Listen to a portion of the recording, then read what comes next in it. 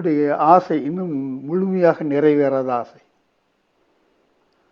Pablo Neruda தம்முடைய canto general என்கிற கவிதை நூலில் அமெரிக்காவின் வரலாற்றையே சொல்வார்.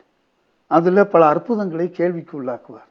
ஹைட்ஸ் ஆஃப் தி மச்சு பிச்சு என்கிற ஒரு பகுதி எல்லா அற்புதங்கள் மீதும் கேள்வியாக வந்தது.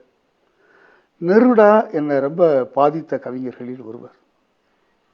என்னுடைய பிற மொழி வாசிப்பை பொறுத்த மட்டிலும் ஆங்கிலத்தில் மொழிபெயர்க்கப்பட்ட கவிதையை தான் படித்தேன். அப்போது எனக்கு ஒரு சிந்தனை ஓடியது, தமிழக வரலாற்றையும் நாம் ஒரு சிறு சிறு காப்பியங்களாக கூத்தும் பாட்டும் சார்ந்ததாக படைக்க வேண்டும் என்று நினைத்தேன். இதனுடைய ஆதி பொருளாக எதை சொல்வது என்று நான் தீர்மானித்த போது எனக்கு அவ்வை வந்து நின்றார். எல்லா அடிமைத்தனத்திலேயும் முதலாவது அடிமைத்தனம் பெண்ணடிமைத்தனம் தான்.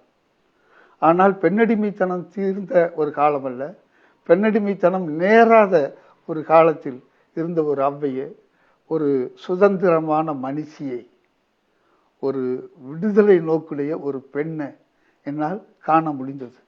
அந்த கதையை நான் ஒரு சிறு நாடகமாக்கினேன். அதனுடைய தொடர்ச்சியாக குறுநில மன்னர்கள், அவ்வையில் நான் படைத்தது அதியமான், அவன் ஒரு குறுநில தலைவன். குறிஞ்சிப்பாட்டில் நான் கண்டடைந்தது பாரி, குறுநில தலைவன். இந்த பாரி போன்ற குறுநில மன்னர்களை, அதியன் போன்ற குறுநில மன்னர்களை அல்லது தலைவர்களை மன்னர்கள் என்று அவர்களை சொல்வது ஒரு மரபு கருதிதான். உண்மையை சொல்ல வேண்டுமென்றால் அவர்கள் குறுநில தலைவர்கள். அவர்களை மூவேந்துகள், இந்த பேரரசுகள் எப்படி அழித்து ஒடுக்கி அவர்களுடைய வாழ்விடங்களையே இல்லாதபடி செய்தார்கள் என்கிறத நான் பார்த்தேன். அப்போ என்னுடைய வரலாற்றில் இந்த போராட்டங்களை பதிவு செய்யணும் என்று நான் நினைத்தேன். இது வென்றவர்களுடைய வரலாறு கிடையாது.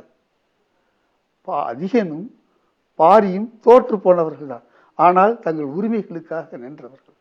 எனக்கு நோக்கம் மன்னர்களுடைய புகழ் பாடுவதல்ல. ஒடுக்கப்பட்ட என் மக்கள், கெட்டீர்களே, தலித்துகள், பெண்கள், ஒடுக்கப்பட்ட தொழிலாளி வர்க்கம், இவர்களெல்லாம் விடுதலை பெறுவதற்காக நான் வரலாற்றை சொல்கிறேன்.